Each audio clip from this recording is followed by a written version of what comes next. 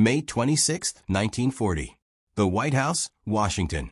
Radio technicians made final adjustments to microphones as President Franklin Roosevelt prepared for one of the most audacious declarations in American history. His words would echo across a nation still struggling with economic depression, still recovering from unemployment that had devastated cities and farms alike. "We must produce 50,000 aircraft within the next 12 months, the president declared. 50,000 combat planes to defend democracy itself. Across the Atlantic Ocean in the Reich Chancellery in Berlin, German military advisors gathered transcripts of Roosevelt's speech. They studied the numbers with a mixture of amusement and dismissal. When they presented the translation to Adolf Hitler, his advisors assured him this was merely American propaganda, nothing more. No nation could produce such numbers, they told him. The Americans built fewer than 3,000 military aircraft last year. This is impossible fantasy designed to frighten us. Hitler accepted their assessment. The mathematics seemed to support their skepticism. In 1939, American military aircraft production totaled just under 3,000 planes. The infrastructure barely existed. The workforce had no experience. The factories were designed for automobiles, not bombers. Yet Roosevelt had just promised to increase production by more than 1,600% in 12 months. The German High Command dismissed the threat as desperate bluffing from a nation that lacked both the industrial capacity and the national will to transform itself into a military power. What neither Hitler nor his advisors understood was that they were about to witness the most spectacular industrial mobilization in human history. The sleeping giant Roosevelt spoke of wasn't America's military might, but its industrial capacity. The automobile plants of Detroit, the shipyard of California and Oregon, the steel mills of Pennsylvania, the aircraft factories spreading across the nation, all would soon demonstrate productive power on a scale that defied every assumption of warfare. The Germans had studied military strength. They had planned for tank divisions and infantry battalions. They had not planned for what was about to emerge from American factories. December 7, 1941. Pearl Harbor, Hawaii. The Japanese attack thrust America into global conflict. But while the military scrambled to respond, something far more significant was already underway across the American industrial landscape. The conversion had begun months earlier, accelerating with each passing week. Automobile assembly lines were being torn apart and reconfigured. Factory floors were being redesigned. Workers were being retrained. The greatest economic transformation in modern history was gaining momentum. William Knudsen, former president of General Motors, had been appointed by Roosevelt to lead the industrial conversion effort. In early 1941, Knudsen made a phone call that would change the course of the war. He called K.T. Keller, president of Chrysler Corporation. "Mr. Keller, can Chrysler build tanks?" Keller's response was honest and direct. "I don't know. I've never seen one. But if you give us the specifications, we'll figure it out." Within weeks, construction began on what would become the Detroit Arsenal Tank Plant. Architect Albert Kahn, who specialized in industrial design, created plans for a facility unlike anything previously built. The main structure would cover 113 acres. In some areas, the walls would be 3 feet of thick reinforced concrete designed to withstand aerial bombardment. The assembly line would revolutionize armored vehicle production. But the most remarkable aspect of the Detroit Arsenal was its timeline. Ground was broken in winter of 1940 to 1941. The first M3 medium tank rolled off the assembly line on April 24, 1941. The factory walls weren't even finished yet. Workers cheered as the tank, fully armed and operational, fired its guns and crushed mock obstacles in a demonstration broadcast across the nation. The speed stunned military observers from allied nations. British tank production required extensive hand-fitting and customization. Each vehicle was essentially unique. German tank production, while more standardized than British methods, still relied heavily on skilled craftsmen and time-intensive assembly. The Detroit Arsenal introduced true mass production to armored warfare. Albert Kahn would go on to design 20 million square feet of defense plants in 1941 alone. His revolutionary factory designs applied automobile mass production techniques to military equipment. Open floor plans allowed for continuous flow production. Overhead cranes moved components smoothly between stations. Subassembly lines fed into main assembly lines in carefully choreographed sequences. The result was production speed that seemed impossible to traditional military manufacturers. By December 1942, the Detroit Arsenal set an all-time monthly record. 896 M4 Sherman tanks rolled off the assembly line in a single month. This was more tanks than Germany produced across all its factories during the same period. The plant operated around the clock. 3 shifts of workers, many of them women who had never worked in factories before, maintained continuous production. President Roosevelt and First Lady Eleanor Roosevelt visited the plant in September 1942. They walked the assembly line, watching tanks take shape through dozens of precisely coordinated steps. What they witnessed was industrial choreography on an unprecedented scale. Over the course of the war, the Detroit Arsenal would produce 22,234 tanks. This represented approximately 1/4 of all tanks manufactured in the United States during the war. The plant became a symbol of American industrial transformation. What had been farmland and empty fields in 1940 had become the world's most productive armored vehicle factory by 1942. The facility operated with remarkable efficiency. Component parts arrived from suppliers across the Midwest, were stored in carefully organized warehouses, then moved to assembly stations according to precise schedules. The production line moved continuously. Each station performed specific tasks. Welders joined hull sections. Mechanics installed engines and transmissions. Electricians wired communication systems. Armorers mounted weapons. At the end of the line, complete tanks rolled under their own power out of the factory and onto railroad flat cars for shipment to ports and training bases. The transformation wasn't limited to tank production. Across Michigan, the automobile industry was converting to war production at breathtaking speed. In Ypsilanti, Henry Ford's vision was taking physical form. The Willow Run bomber plant would become the most ambitious aircraft production facility ever conceived. Charles Sorensen, Ford's vice president of production, had visited Consolidated Aircraft in San Diego in early 1941. What he saw disturbed him. The B-24 Liberator bomber was being built using methods that seemed antiquated even by pre-war standards. There were no blueprints, no precision measurements, no standardized components. Each aircraft was essentially hand-built. Final assembly took place outdoors in the California sun, where temperature variations distorted metal components and made consistency impossible. Sorensen watched workers custom fitting parts, hammering sheet metal into rough alignment, making individual adjustments on every single plane. He turned to his hosts with barely concealed frustration. "This is how we built cars 35 years ago at Ford." That night, in his hotel room at the Hotel del Coronado, Sorensen sketched a revolutionary concept on hotel notepaper.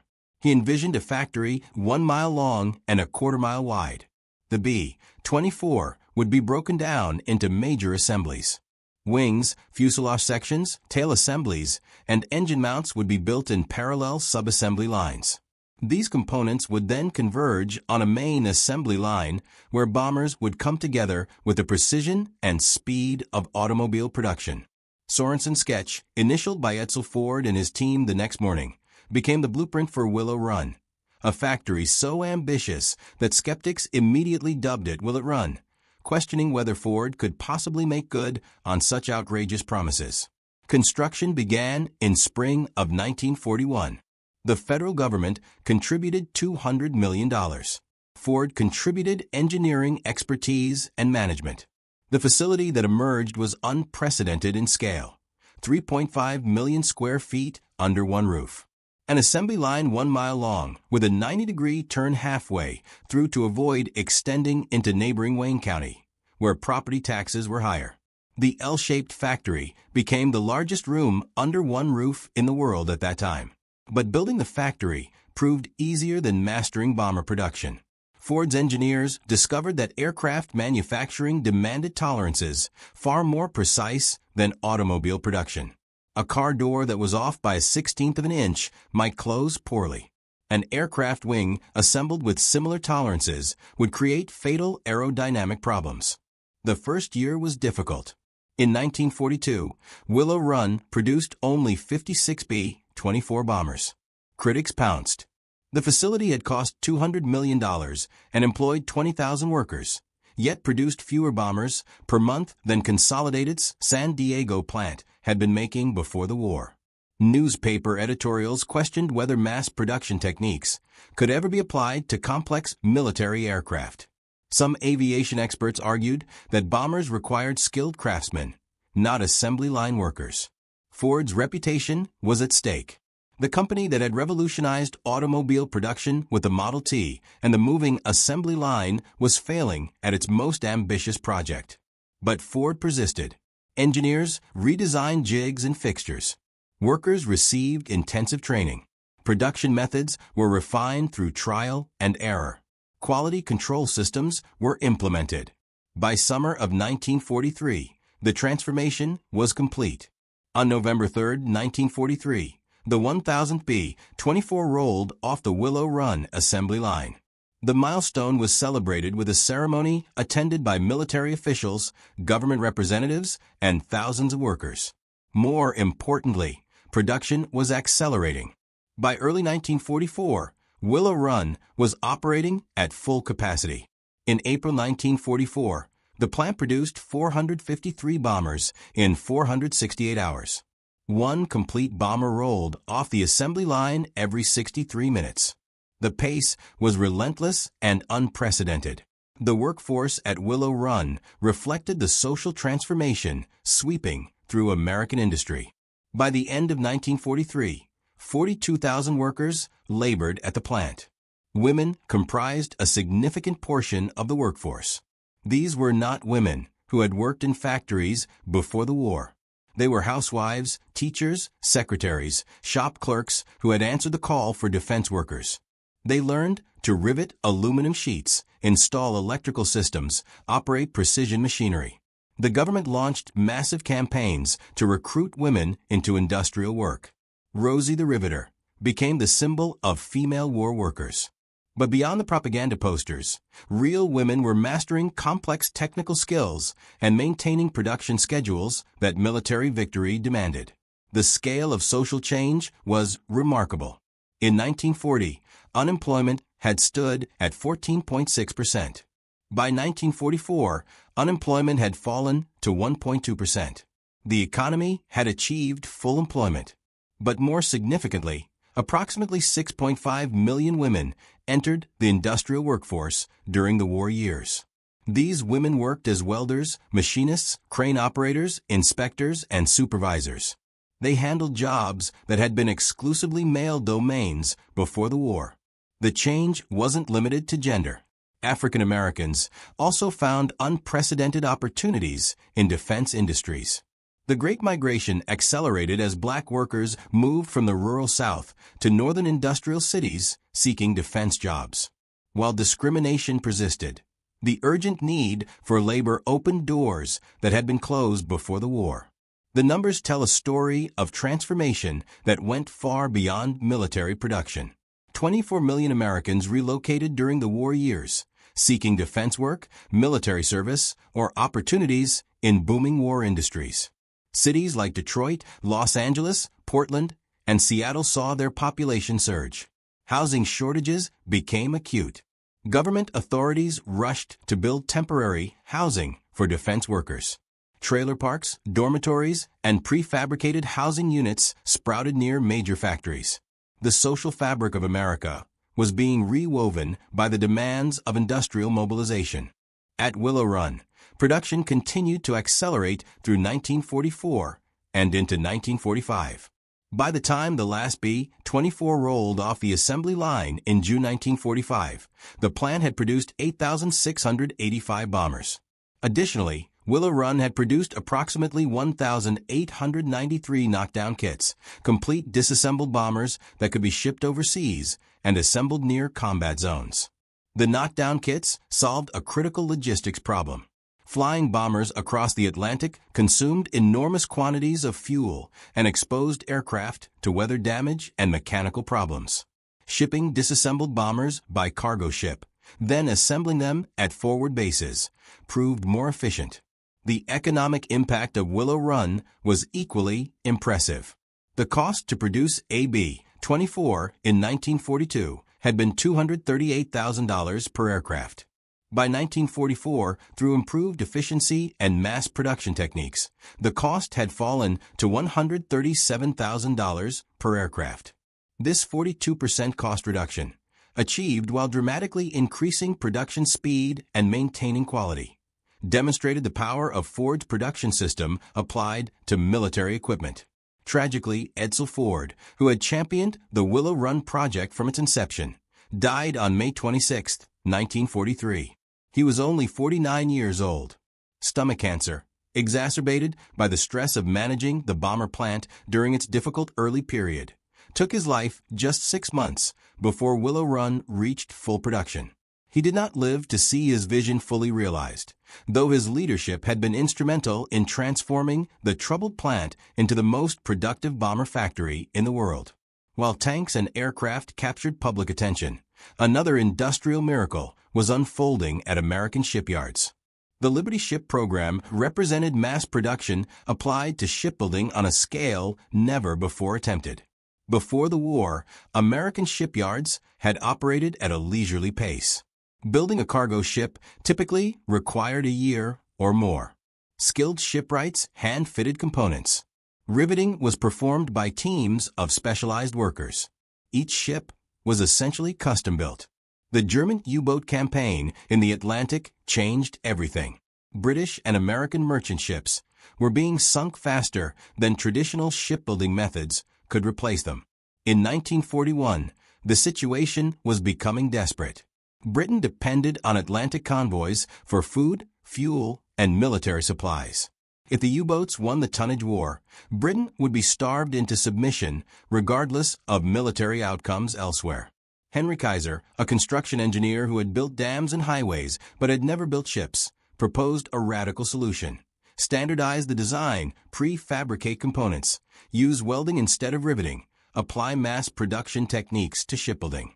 Traditional shipbuilders were skeptical. Ships, they argued, required craftsmanship that couldn't be mass-produced. Kaiser disagreed. He believed that breaking shipbuilding down into standardized steps, training workers in specific tasks, and coordinating the assembly of prefabricated sections could dramatically increase production speed. The government, desperate for tonnage, gave Kaiser the opportunity to prove his theories. The Liberty ship design was based on a British steamer modified for quick construction. The vessel was 441 feet long, with a beam of 57 feet. It could carry 10,000 tons of cargo at a cruising speed of 11 knots. The design was deliberately simple. No unnecessary features, no architectural flourishes, just a functional cargo vessel that could be built quickly and cheaply. Each Liberty ship required 250,000 parts manufactured at factories across the country. The parts were shipped to shipyards where they were assembled into major sections. These sections, bow, stern, deckhouses, holds, were then welded together. Approximately 114 miles of welded joints held each Liberty ship together. This represented roughly 600,000 feet of welding per vessel. The magnitude of the welding work was staggering. Kaiser established shipyards in Richmond, California, and Portland, Oregon. Other companies established Liberty shipyards in Baltimore, Houston, and along both coasts. At peak production in 1944, American shipyards were launching 3 Liberty ships per day. The most famous production record was set in November 1942 at Kaiser's Richmond Yard. The SS Robert E. Peary was launched just 4 days, 15 hours, and 29 minutes after its keel was laid. This extraordinary feat was achieved through extensive prepositioning of materials and represented a publicity demonstration rather than standard production. The ship required additional fitting-out work after launch and was not truly complete in that time frame. Nevertheless, the demonstration proved that radical speed was possible with proper organization. More representative of actual production were the median construction times achieved by 1943 and 1944. Ships that had taken 244 days to build in early 1941 were being completed in 39 to 42 days by mid-war. This six-fold improvement in construction speed was achieved through continuous refinement of techniques, better coordination of suppliers, and increasingly skilled workforces. By the end of the war, American shipyards had produced 2,710 Liberty ships. 18 different shipyards participated in the program across 5 years of production from 1941 to 1945. The Liberty ships, despite their unglamorous appearance and modest performance, proved instrumental to Allied victory. They survived the Atlantic crossing in sufficient numbers to sustain British resistance. They carried the vehicles, supplies, ammunition, and fuel that sustained Allied armies in North Africa, Italy, and France. After the war, many Liberty ships continued serving in merchant fleets around the world. Some remained in service into the 1960s and 70s. Their simple, rugged construction proved remarkably durable. But their true significance was demonstrating that even complex products like ocean-going ships could be mass-produced by relatively unskilled workers using proper systems and organization. The scale of American shipbuilding during the war extended far beyond Liberty ships. The total production included 5,777 merchant ships of all types. This included tankers to carry oil, troop transports, refrigerated cargo ships, and specialized vessels. The U.S. Navy simultaneously was building warships at unprecedented rates.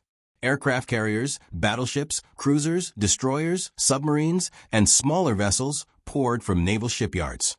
Additionally, American yards produced approximately 89,000 landing craft of various types. These included the famous Higgins boats that would carry troops onto the beaches of Normandy. Andrew Higgins, a New Orleans boat builder, had designed a shallow draft boat with a bow ramp for use in Louisiana swamps and marshes. The military recognized that this design, scaled up and armored, would be ideal for amphibious assaults. Higgins Industries would eventually produce over 20,000 landing craft, contributing significantly to Allied amphibious capabilities. The industrial mobilization extended into areas that received less public attention but were equally critical. American factories produced 193,000 artillery pieces during the war. These range from small anti-tank guns to massive howitzers. The production of 86,000 tanks represented a tremendous expansion from pre-war levels, when American tank production had been negligible.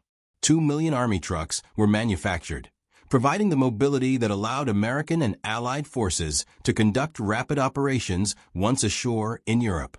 The Red Ball Express, the truck convoy system that sustained Allied armies advancing across France in summer and fall of 1944, depended entirely on American-built trucks. The statistical magnitude of American war production becomes clearer when comparing outputs to enemy capabilities. By 1944, American industry was producing approximately two-thirds of all Allied military equipment. This meant that American factories were supplying not just American forces, but significant portions of British, Soviet, French, and other Allied militaries. Lend-Lease shipments carried American-made tanks, aircraft, trucks, and supplies to Allied nations. The Soviet Union, while producing impressive quantities of its own equipment, relied heavily on American trucks, food, and raw materials. Britain's industry, stretched to capacity and vulnerable to bombing, depended on American production for many specialized items. The transformation of American industry required more than just factory construction. It demanded unprecedented coordination between government and private industry. The War Production Board, established in January 1942, controlled allocation of raw materials, established production priorities, and resolved conflicts between competing demands. Steel, aluminum, copper, and rubber were allocated according to military necessity. civilian production was curtailed or eliminated entirely for many products. Automobile production for civilian use ceased in February 1942. The last civilian car rolled off assembly lines and wouldn't resume until after the war ended. Factories that had built refrigerators, washing machines, and other consumer goods converted to military production. The rationing system extended to civilian consumers. Gasoline, meat, sugar, coffee, and numerous other commodities were rationed to ensure adequate supplies for military needs. The story of R.G. Letourneau illustrates the entrepreneurial innovation that flourished during the mobilization. Letourneau was an inventor and manufacturer of earth-moving equipment. Before the war, his company had produced innovative scrapers, dozers, and other heavy equipment. During the war, Letourneau factories produced approximately 70% of all earth-moving equipment used by Allied forces. His innovations included massive scrapers that could move enormous quantities of earth quickly, allowing rapid construction of airfields, roads, and fortifications. Letourneau held approximately 300 patents over his lifetime, with 78 granted during the war years alone. His equipment proved essential for military engineers, building the infrastructure that supported modern mechanized warfare. The technological innovations developed during the war would have lasting impact on post-war industry and society. Synthetic rubber production, developed frantically after Japanese conquests cut off natural rubber supplies from Southeast Asia, became standard for automobile tires and numerous other applications. Radar technology, invented by the British and refined through American mass production, revolutionized aviation safety and weather forecasting. Advances in metallurgy, chemistry, and manufacturing processes developed for military needs found civilian applications. The proximity fuse, developed to make anti-aircraft fire more effective by detonating shells near targets rather than requiring direct hits, found post-war applications in industrial automation and control systems. Perhaps the most significant long-term impact was on management techniques and organizational capabilities. The experience of coordinating massive industrial enterprises, integrating complex supply chains, and maintaining quality control across thousands of factories taught lessons that shaped American business for decades.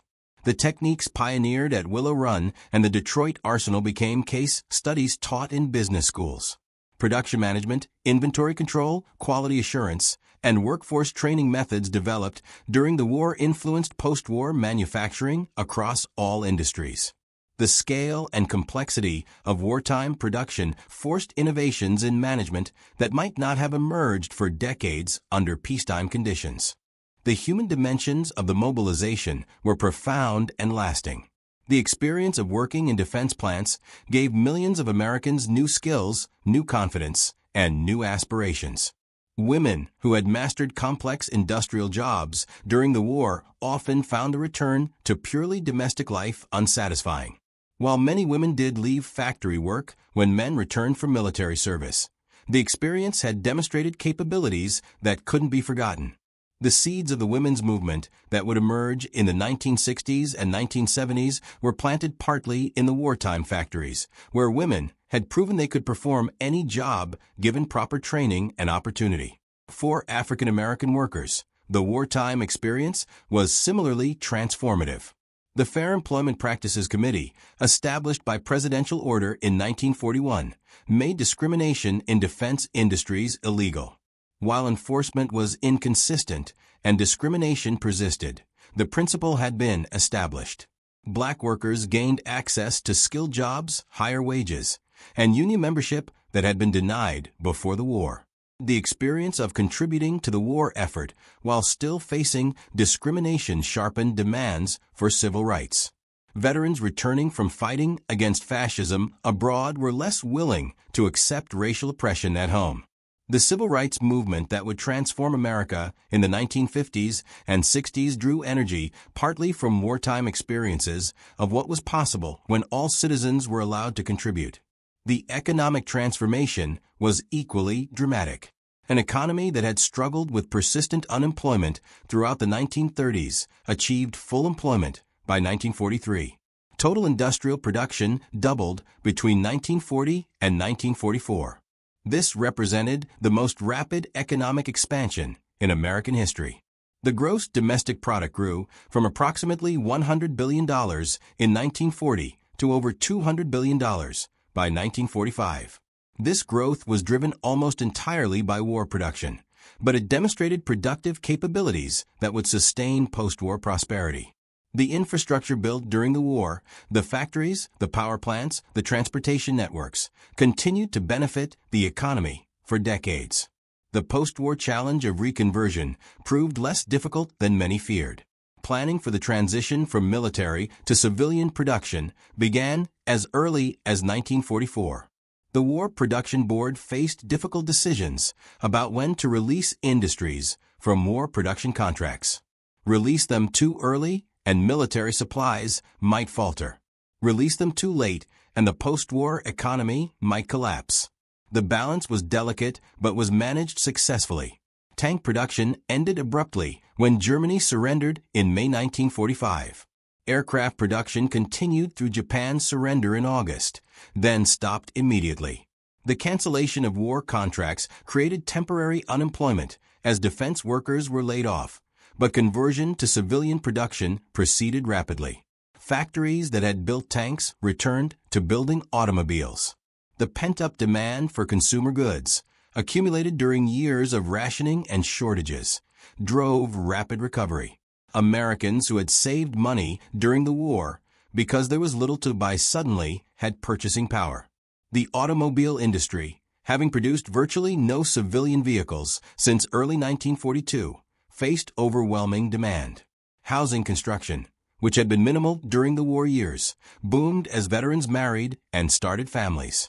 The GI Bill provided veterans with access to education and home mortgages, further stimulating economic growth. The international impact of American industrial dominance shaped the post-war world. The Marshall Plan, which rebuilt Western Europe, was possible only because America possessed the productive capacity to supply both its own needs and the needs of devastated allies. American factories produced the machinery, vehicles, and equipment that European nations needed to reconstruct their economies. The Cold War competition with the Soviet Union was sustained by American industrial strength that could simultaneously produce consumer abundance and military power.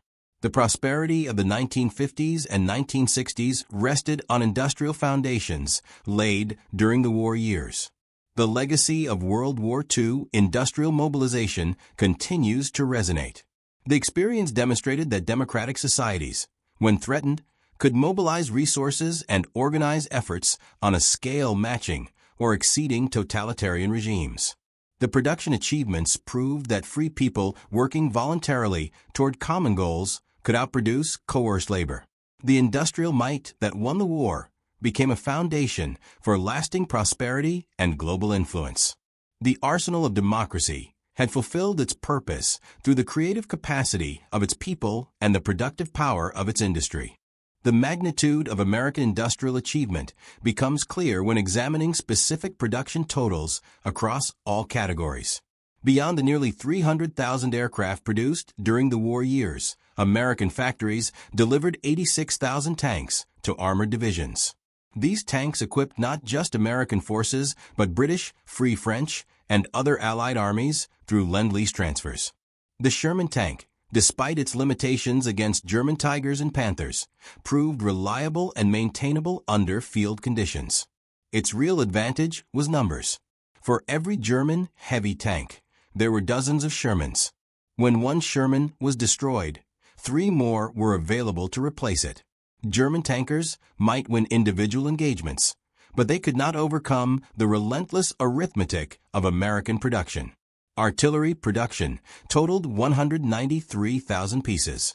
These range from small pack howitzers that could be disassembled and carried by mules to massive railway guns that could shell targets miles behind enemy lines. American artillery doctrine emphasized mass firepower. Forward observers could call down devastating concentrations of fire on German positions within minutes. This capability depended entirely on having sufficient artillery pieces and unlimited ammunition. American factories supplied both. The shell production alone was staggering. Billions of artillery shells, mortar rounds, and small arms ammunition were manufactured during the war years. Ammunition ships crossed the Atlantic in convoy, supplying the massive expenditures required by American operational methods. The production of 2 million Army trucks provided mobility that transformed warfare. Previous armies had relied heavily on railroads for supply. Combat units might advance beyond railheads, but sustaining operations far from railroads proved difficult. American armies in Europe and the Pacific operated with unprecedented mobility because truck convoys could maintain supply lines across hundreds of miles of territory.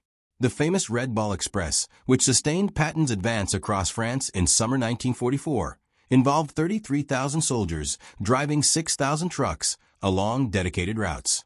At peak operation, the Red Ball Express delivered 12,000 tons of supplies daily to forward combat units.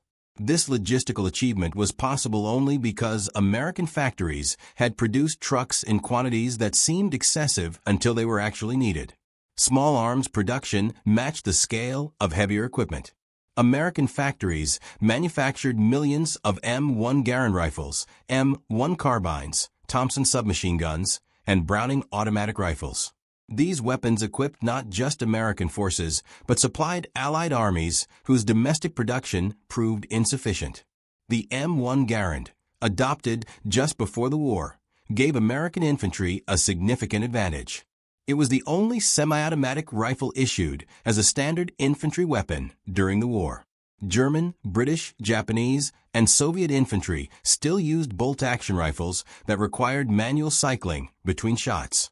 The Garand's 8-round clip and semi-automatic action provided superior firepower. General George Patton called it the greatest battle implement ever devised. But the technical superiority mattered only because American factories produced Garands in sufficient quantities to equip every infantryman. The mobilization extended beyond purely military production. The nation's merchant marine expanded dramatically to carry military cargo and maintain international trade. In addition to the 2,710 Liberty ships, American yards produced specialized vessels, including 512 faster Victory ships, that could maintain 15 knots, compared to the Liberty's 11-knot cruising speed. Tankers were built to carry oil from American and Caribbean sources to European and Pacific theaters. Without adequate tanker tonnage, the mechanized Allied armies would have been immobilized for lack of fuel. T2 tankers, standardized like Liberty ships, were produced in large numbers. Refrigerated cargo ships carried food. Troop transports carried soldiers. Hospital ships evacuated wounded. Each specialized vessel type required different designs and equipment, yet all were produced in quantities sufficient to meet expanding needs. The aircraft production of nearly 300,000 planes included extraordinary variety. Heavy bombers like the B-17 Flying Fortress and B-24 Liberator conducted strategic bombing campaigns against Germany and Japan. Medium bombers like the B-25 Mitchell and A-20 Havoc supported ground forces and attacked tactical targets. Fighter aircraft including the P-38 Lightning, P-47 Thunderbolt, and P-51 Mustang provided air superiority and ground attack capabilities. Naval aircraft operated from the rapidly expanding fleet of aircraft carriers. Transport aircraft like the C-47 Skitran carried paratroopers into combat and supplied isolated units. Training aircraft taught hundreds of thousands of pilots the skills needed for combat. Each aircraft type required different tooling, different components, different assembly techniques. Yet the industry managed to produce all these variants simultaneously while continuously improving designs based on combat experience. The logistical challenge of supplying raw materials to this industrial empire was immense. Steel production expanded to meet military demands while maintaining essential civilian needs. Aluminum production increased dramatically to supply aircraft manufacturers. Copper for electrical wiring became so scarce that the government borrowed silver from the treasury to wind electromagnets for uranium enrichment at Oak Ridge. Rubber supplies were cut off when Japan conquered Southeast Asian sources. a desperate program to develop synthetic rubber, succeeded just in time to prevent severe shortages. By 1944, synthetic rubber production exceeded pre-war natural rubber imports. This single achievement demonstrated American industrial adaptability and technical innovation under pressure. The workforce that accomplished this production miracle came from unexpected sources. Beyond the women and minorities who entered industrial work, the workforce included teenagers who left school to work in defense plants. Retirees returned to factory floors to contribute their skills and experience. Disabled workers found employment in positions that didn't require physical labor. The nation mobilized every available worker because full production required it. Training programs taught industrial skills to people who had never worked in factories. High school students learned machine operation. Housewives learned welding. Farmers learned aircraft assembly. The program succeeded because they were necessary. Victory depended on production, and production depended on having sufficient trained workers. The work itself was demanding and often dangerous. Factories operated around the clock on 3 shifts. Workers handled heavy machinery, dangerous chemicals, and high temperatures. Industrial accidents killed thousands of workers during the war years. Falls from scaffolding, machinery malfunctions, explosions, and fires claimed lives in defense plants across the nation. The urgency of production sometimes led to inadequate safety measures. Workers accepted the risks because they understood the stakes. Each day of delayed production meant more casualties among soldiers fighting overseas. The workers in Detroit, Willow Run, and shipyards everywhere knew that their labor directly affected whether their sons, husbands, and brothers would come home alive. This knowledge sustained them through long shifts, dangerous conditions, and personal sacrifices. The financial cost of the mobilization was staggering. The federal government spent approximately $300 billion on the war effort between 1941 and 1945. This was more than the government had spent in all previous years of American history combined. Defense spending peaked at over $80 billion annually in 1944 and 1945. This represented roughly 40% of the entire national economy devoted to military purposes. The money was raised through taxes, war bonds, and borrowing. Tax rates increased sharply during the war. The income tax, which before the war applied mainly to wealthy Americans, was extended to most workers. Payroll deduction systems were introduced to collect taxes directly from paychecks. War bond drives encouraged citizens to loan money to the government by purchasing bonds that would be repaid with interest after the war. Despite massive government spending and high taxes, inflation was controlled through price controls and rationing. The Office of Price Administration established maximum prices for most goods and services. Rationing ensured that scarce commodities were distributed fairly rather than going only to those who could pay the highest prices. The combination of price controls and rationing prevented the inflation that might otherwise have resulted from full employment and government deficit spending. Workers earned good wages in defense plants, but had limited opportunities to spend their earnings. Consumer goods were scarce or unavailable. Rationing limited purchases of food and gasoline. Consequently, Americans saved money in unprecedented amounts. These savings, accumulated during the war because there was little to buy, became purchasing power that drove post-war prosperity. The industrial mobilization created opportunities for entrepreneurs and established businesses alike. Henry Kaiser, who became wealthy building Liberty ships, was a construction engineer before the war. Howard Hughes expanded his aircraft business dramatically during the war years, though his most ambitious project, the massive H-4 Hercules flying boat, wouldn't fly until after the war ended. Countless smaller manufacturers found profitable niches supplying components to prime contractors.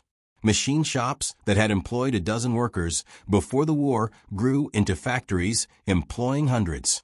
The economic expansion created wealth that would sustain post-war growth. The end of the war brought difficult transitions. Women who had worked in defense plants were encouraged to yield their jobs to returning veterans. Many women resented being forced out of jobs they had mastered and found satisfying. The experience of working, earning good wages, and exercising skills had changed them. The post-war expectation that they would happily return to purely domestic roles ignored the transformation that had occurred. Similarly, African American workers who had found good jobs in defense industries faced renewed discrimination when peace returned. The wartime gains in employment and income proved temporary for many minority workers. These frustrations would contribute to social movements demanding equality in the post-war years. The reconversion to civilian production proceeded more smoothly than feared. Automobile production resumed rapidly. By 1946, new cars were rolling off assembly lines, though production couldn't meet demand for several years. Housing construction boomed as veterans married and started families. The GI Bill provided veterans with access to college education and low-cost home mortgages. The resulting expansion of the middle class transformed American society. Suburbs grew rapidly as young families sought single-family homes with yards. Shopping centers, drive-in restaurants, and car-oriented lifestyles emerged. The prosperity of the 1950s had its roots in wartime industrial expansion and post-war economic policies that channeled wartime savings into productive investments. The international implications of American industrial dominance shaped the post-war world order. The United States emerged from the war as the world's dominant economic power. American currency became the global reserve currency. American companies expanded internationally. American products found markets worldwide. The Marshall Plan, announced in 1947, committed billions of dollars to rebuilding Western European economies. This generosity served American interests by creating prosperous trading partners and allies against Soviet expansion. But it was possible only because American industrial capacity could supply both domestic needs and international commitments. The Cold War rivalry with the Soviet Union was sustained by American productive capacity.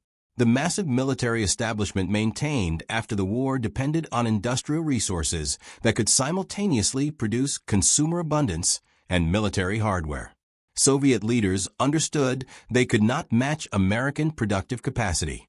Their strategy emphasized conventional military forces and later nuclear weapons because they lacked the industrial depth to compete across all categories simultaneously.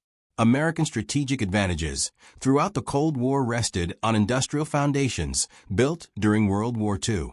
The lessons learned during the mobilization influenced American business and government for decades. The experience demonstrated that large-scale coordination between government and private industry could achieve results impossible through purely market mechanisms. The techniques of program management, systems engineering, and large-scale coordination developed during the war were applied to post-war projects, including the interstate highway system, the space program, and major weapon systems.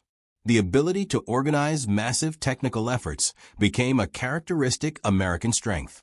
The technological innovations developed during the wartime mobilization had profound and lasting impacts that extended far beyond military applications.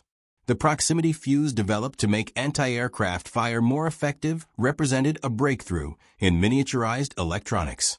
Traditional anti-aircraft shells required direct hits or had to be set to explode at specific altitudes. The proximity fuse used a small radio transmitter and receiver built into the shell. When the shell passed near an aircraft, the reflected radio signal triggered detonation.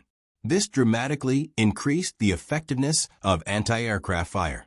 The proximity fuse was so valuable that it was initially used only over water, where failed shells couldn't be recovered and examined by the enemy. Later, proximity fuse shells proved devastating against German infantry and armored formations during the Battle of the Bulge. After the war, the miniaturized electronics technology developed for the proximity fuse found applications in industrial controls, automation systems, and eventually contributed to the development of more sophisticated electronic devices. Radar technology, invented by the British before the war, was perfected and mass-produced through American industrial methods. Early radar systems were large, temperamental, and difficult to manufacture. American engineers redesigned radar systems for mass production while improving performance and reliability. Radar equipped ships, aircraft, and ground installations. It allowed night and bad weather operations that would have been impossible with visual navigation. It detected approaching enemy aircraft and ships. It guided interceptors to targets. After the war, radar revolutionized aviation by making all-weather flight operations routine. Weather radar allowed pilots to detect and avoid dangerous storms. Air traffic control radar made modern commercial aviation possible by allowing controllers to track multiple aircraft simultaneously. Marine radar improved navigation safety and reduced collisions.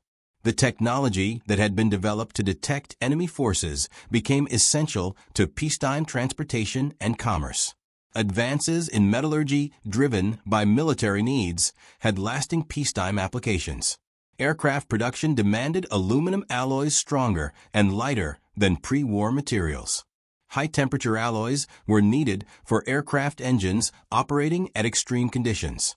Steel alloys for armor plate required characteristics different from structural steels. The research and development efforts that produced these military materials advanced the entire field of metallurgy. Post-war industries benefited from materials science knowledge that had been developed under wartime pressure.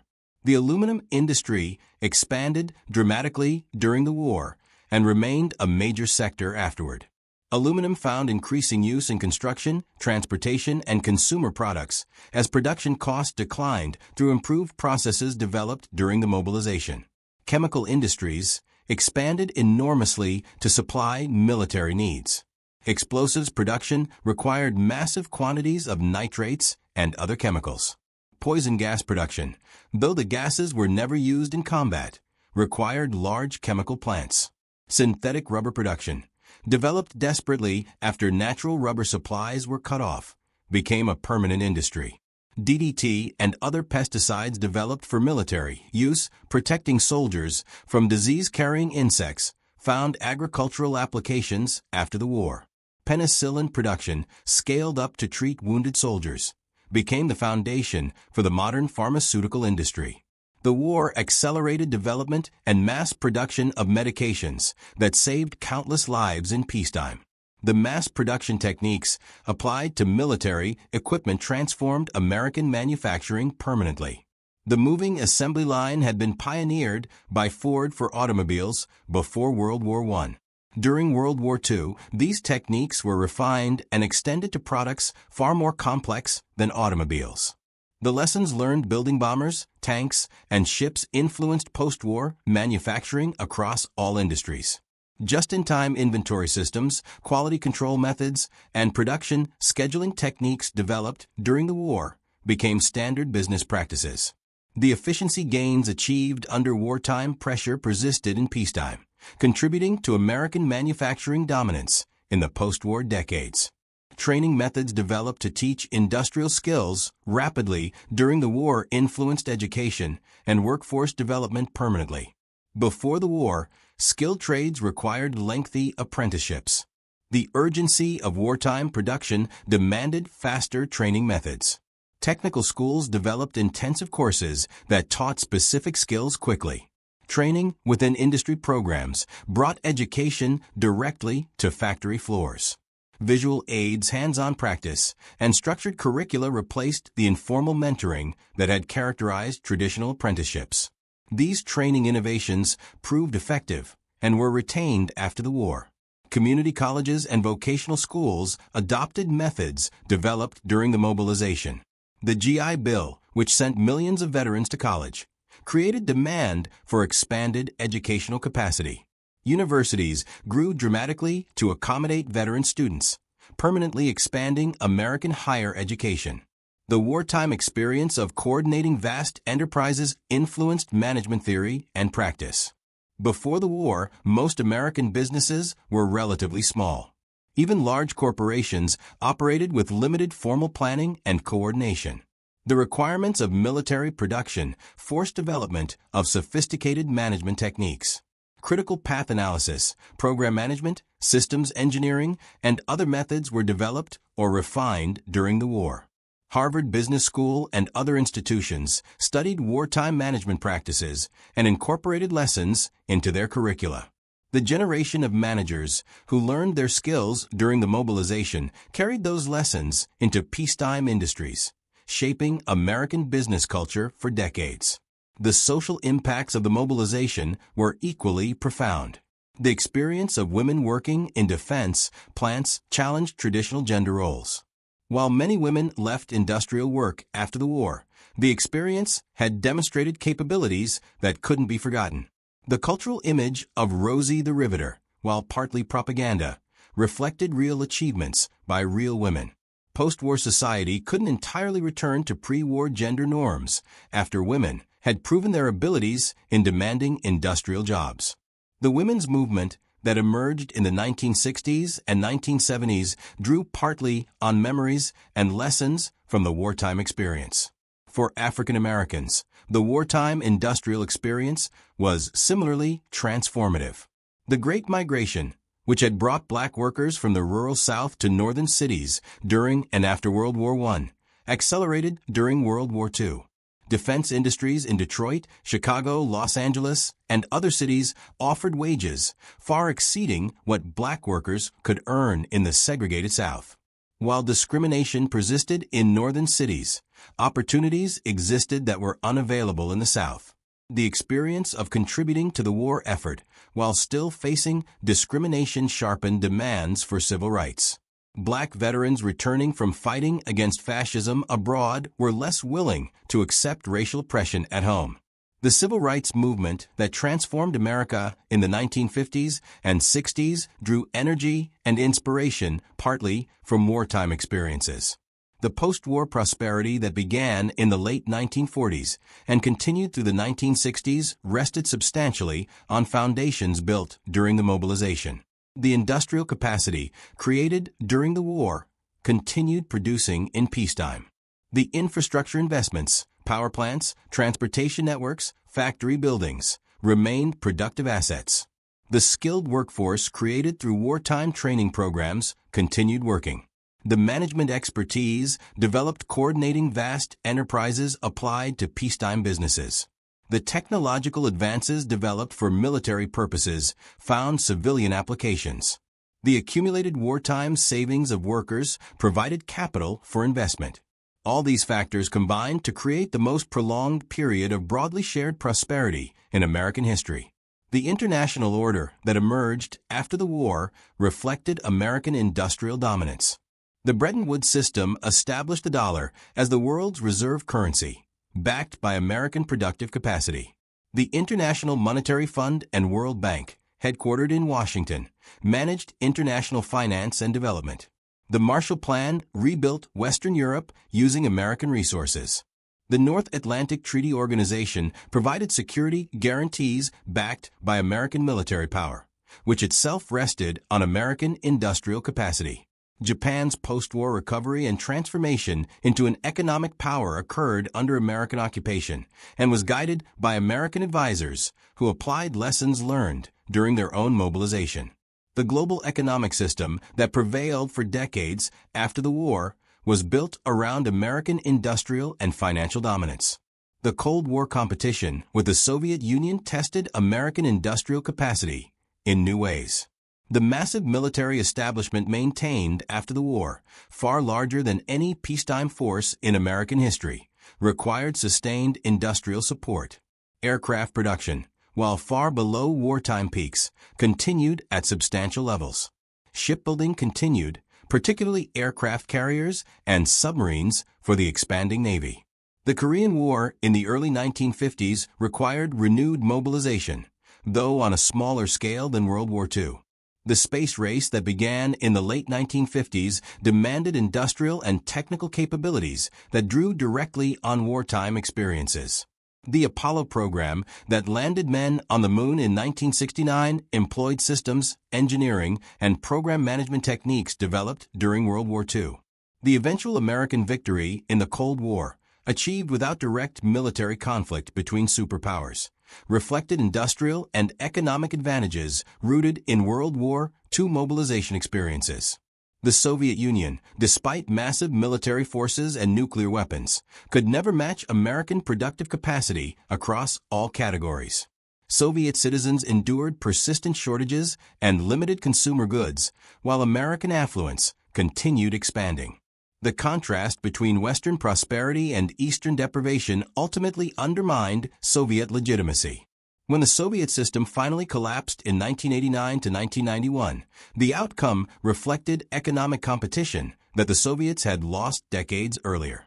The sleeping giant that Admiral Yamamoto supposedly warned about, whether he actually said it or not, referred not to American military power, but to industrial capacity.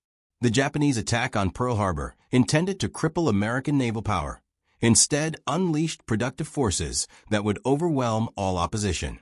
German leaders who had dismissed Roosevelt's 50,000 aircraft promise as impossible fantasy learned their error too late.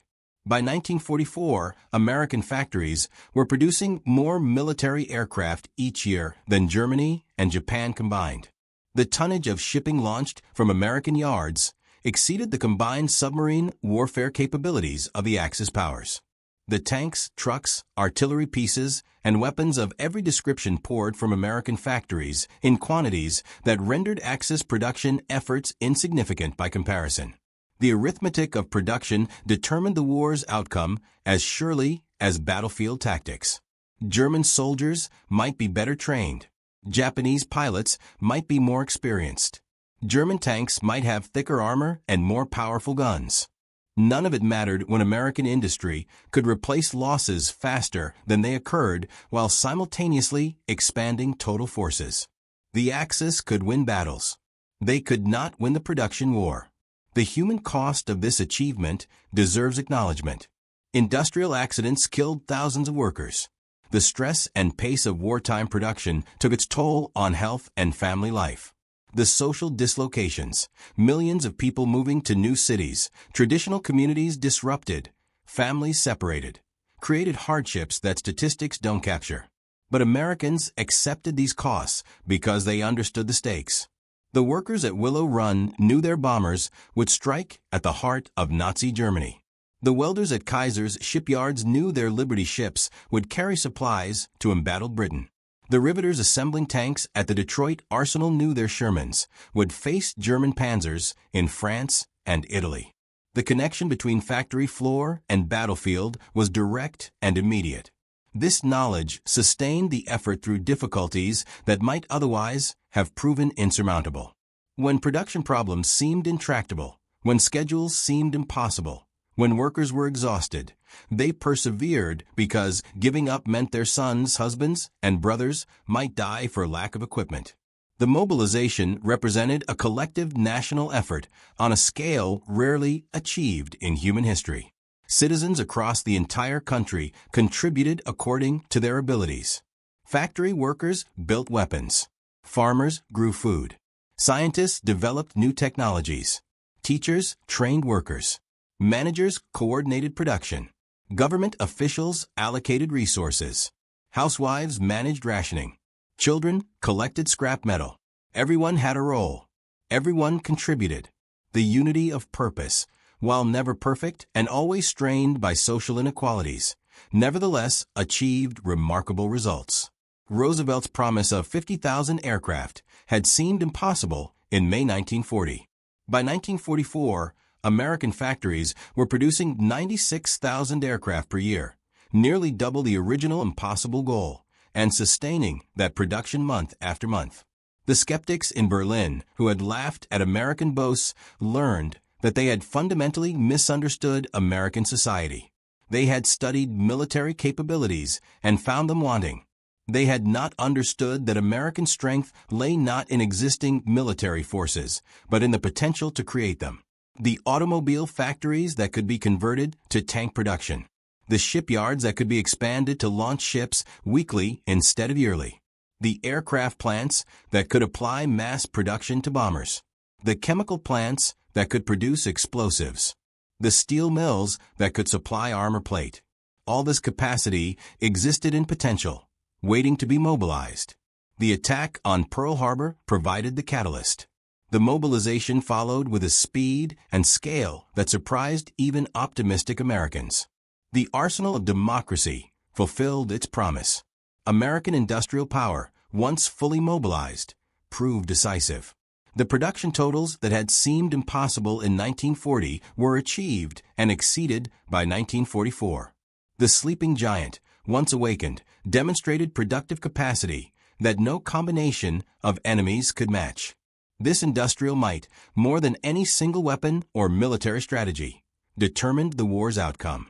The legacy endures in American economic power, in the international order shaped by American dominance, in the lessons learned about what democratic societies can achieve when united by common purpose, in the memories of those who built the arsenal, and in the understanding that industrial capacity, the unglamorous work of production and logistics, often matters more than battlefield heroics in determining history's great conflicts. The workers who welded Liberty ships, riveted bombers, and assembled tanks changed the world as surely as the soldiers who carried the weapons they built. The mobilization that transformed America from economic depression to full employment, from military weakness to industrial superpower, from isolation to global leadership. This transformation, achieved in less than 5 years, stands as one of history's most remarkable accomplishments. Roosevelt's impossible promise became reality. The arsenal of democracy produced the weapons that won the war, then laid foundations for decades of prosperity and power. The sleeping giant, once awakened, revealed capabilities that reshaped the world.